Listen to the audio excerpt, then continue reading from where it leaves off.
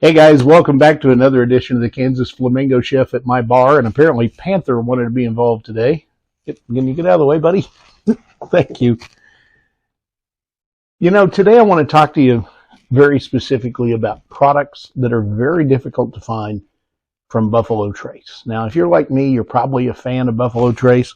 In fact, I'm kind of a raving fan. It's a little sad, actually. But if you notice all these products sitting on the bar, these are all Buffalo Trace whiskeys, and they're all extremely difficult to come by. In fact, this is the only bottle of Eagle Rare I have left. That's why I haven't opened it yet. But if you're a fan of these, you probably know that it's very difficult to acquire them. They can be very expensive, and a lot of times people look for alternatives. So I want to talk about a very specific alternative to Buffalo Trace itself. Before we get into that, for those of you who are wondering, Benchmark is the cheap version of the mash that's used to make Eagle Rare. So if you can find this, if you come across it, it's usually like $18. I don't recommend drinking it by itself, but it makes a great mix for cocktails. Sazerac, if you're unfamiliar with it, is Buffalo Trace's 100% rye whiskey. Very good, has a nice sweet flavor. It's becoming easier to find, at least in Kansas. Some areas I know it's still tough to get, but I've been able to get this recently for about $30.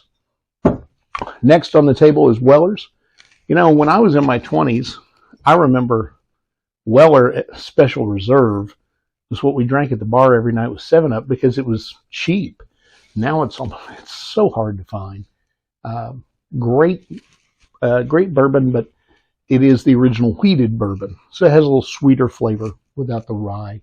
But if you can find it, if you can find a bottle for under $30, it's not a bad buy. The Weller 107 I've got sitting here, if you can find a bottle for under $100 and you're a fan of Weller, go ahead and get it. Where I am, I think I paid, $55, $60 for this not too long ago. But it's very difficult to find. I've got a couple bottles left at the moment. And then, of course, the one no one can find is Blanton's. I remember when I paid $50 a bottle for Blanton's, and now everybody wants $200 and $300, and I just won't do it. I've got a couple bottles left, and I paid around $60 for each of them. It's good, but quite frankly, there's better single barrel whiskeys on the market. There didn't used to be. They started it all. But now you can go get a bottle of a Four Roses single barrel for around $60, and it's every bit as good as this is. So don't be fooled into it has to be this label, unless you're just collecting horses, and I've got plenty of them. But let's talk about this one. Buffalo Trace is probably the most popular bourbon on the market at the moment. It's definitely one of my favorites. But what's interesting is their mash is actually used by Bowman Brothers. So Bowman Brothers is Virginia whiskey, Virginia bourbon, made from the same mash as Buffalo Trace. So if you run into a bottle of anything from Bowman, give it a shot. The small batch is going to be very similar to Buffalo Trace. The port barrel is going to have a little better finish because, like a Eagle Rare, or sorry, not an Eagle Rare, a Angel's Envy. It's finished in port, so it's got that little sweetness to the end. Really nice, but very, very surprising is this one.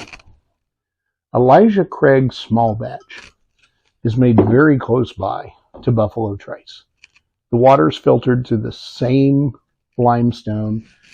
The barreling and aging process is very similar. The flavor is almost identical. This is available. This isn't. This is a little higher proof. So this runs at 94 proof.